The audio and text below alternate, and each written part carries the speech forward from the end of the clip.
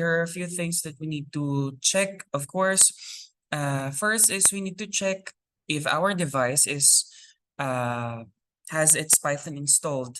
Of course, beforehand, before this topic itself, we have discussed Python itself, the basics of Python up to intermediate coverage of Python programming. So it is expected that we already have Python on our device. But just to check, we can use the following command. We can type py space -v, capital V. And then as you can see here, we have our Python version. So I'm currently using 3.10.5. You can also use the word Python itself, and then -v. It's the same, or you can use the whole equivalent of the V, which is a version. So it's the same. So you can choose any of those. So as you can see here, we can say that this device has Python installed in this computer. Now, another prerequisite that we need to check and determine is the pip, or the package installer for Python. So we need to check if we have our pip, so we can check as well the version of our pip. So just type pip space and then capital V to check our pip's version. So currently I'm using the 23.3.1. So recently to date, this is the latest version we have on pip. So should you not have your pip updated, syempre we wanted to use the latest version. So just type the following py-m and then pip install, then capital U or upgrade, then pip. So on your end, you just need to wait for it to process. The reason on my end I have a requirement already satisfied is because I already have the updated pip.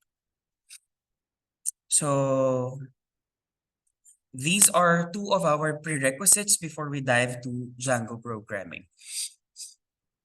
The next thing we need to ensure is to create or the creation of the virtual environment. So ano nga ba si virtual environment? Why do we need to use a virtual environment? So si virtual environment, it allows us to have a separate environment for our projects, for our Django projects. One of the reasons, of course, is dependencies. So that within the environment, ang kilala lang niya is within that project as well. Okay? So we are trying to limit the access. We are trying to enclose everything on a single environment. One of our problems there, if we do not use virtual environments, if we have multiple projects. So chances are, you have set up a dependency for one of your projects. But then again, without using a virtual environment, you are within a single environment. All of your projects are within a single environment. So what would happen is your dependency on a single project could be different from a dependency or the dependency on your another project. So that means that there will always be compatibility issues on your projects if we do not use virtual environments. And one good thing on using virtual environments is we can install Django itself on that virtual environment alone, not occupying our whole environment. Okay. On Python's version 3.5, we are recommended to use the venv as our virtual environment. So for us to create a virtual environment in Python, first, of course, I wanted you to take note of is your path. So currently I am on my user. So I wanted to create my virtual environment on my desktop. So first is I need to type cd, or basically means change directory. And I want to create my virtual environment on the desktop. So change directory to desktop. So as you can see here, it should change to desktop. Now, again, as I've mentioned, I wanted to create my virtual environment on the desktop. So the command for creating a virtual environment is py or py-m venv. And then after this, we give a name to our environment. Let's say, for example, so for our sample, I'll be using my underscore env. So this will be the name of my environment. Okay, so it could be any name. It's up to you. But before I proceed on this one, let me have this side by side with our directory. And so we could see here, as you can see for now, these are the only folders I have on my desktop. I'm on my desktop. So I have 4EG1, 4EG2, demo, and samples.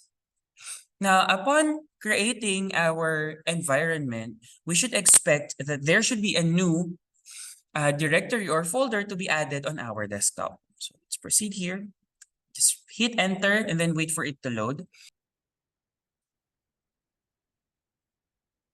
So let's just wait. So as you can see, we have here an added directory or folder, which is the my env. So as you can see, that is the same name as to our virtual environment. So that means on this part, we have already created our virtual environment. So let's just browse. What are we expecting on our virtual environment directory? So you have two ways, of course. You can open it directly on your folders. So just open the MyENV. So there are pre-created files and folders within. So I would suggest do not touch anything, I should say. But one thing I wanted you to be mindful of is the scripts. So within the scripts, as you could see, it created its own pip. It has its own pip. It has its own Python. And then we have the activate and then deactivate. So these are important for us to enable our virtual environment. So speaking of enabling or activating our virtual environment, so how do we do that? For us to activate or start our virtual environment, first is you need to ensure that your directory on your CLI or on your command line interface is on the path where your virtual environment is stored. So currently, my virtual environment is on the desktop. So I need to ensure that my CLI is on the desktop as well. Then for us to activate our virtual environment, what we needed to do is to type the name of our virtual environment. So mine is my env backslash. Take note, it should be a backslash, not a slash. Backslash and then scripts. Remember, scripts is within our folder my env. And then another backslash activate. So activate is one of the files or the batch files we have here on our environment. Okay, so we are trying to call this file so for us to activate our my environment.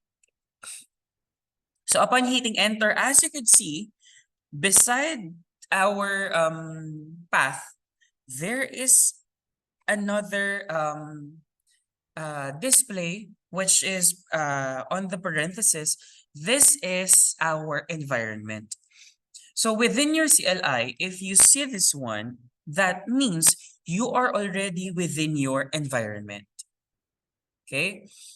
Again, that means, again, you are within your environment. So everything you do from this moment, it will only take effect within your environment.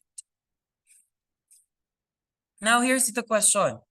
How do we escape or how do we quit our environment? What if we wanted to return, let's say, for example, on our simple path, we wanted to do something within our original environment, within our device itself. So how do we do that? Just type here deactivate. Okay. Upon typing deactivate, as you can see, the parenthesized content is removed. That means we are no longer in our environment. Okay. But of course, we wanted to be at our environment. So let me just go back. Next thing we need to do is to navigate to our environment.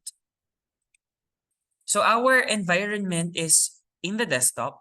So I just needed to do is to change directory and then call my environment. We need to do this because we want to ensure that our Python Django installation is within our environment. Okay. Now, after doing this, we can now proceed to our Python Django installation. And how do we install Django in our virtual environment? So just type pip install and then Django and then the version of Django you want to use. I'm currently using 3.10, so I could use the latest version of Django, which is 4.2.7. You can actually visit the official website of Python Django, which is djangoproject.com, where you can check the compatibility of your Python version to the Django version. So as I've mentioned, I'll be using 4.2.7. So just after typing this, just hit enter and then wait for it to install your Django, okay?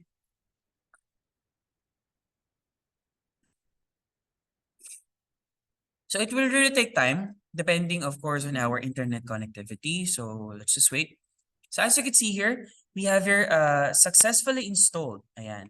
We have installed all the necessary components within our Django. On the next discussion, we will now be creating our first project and our first app.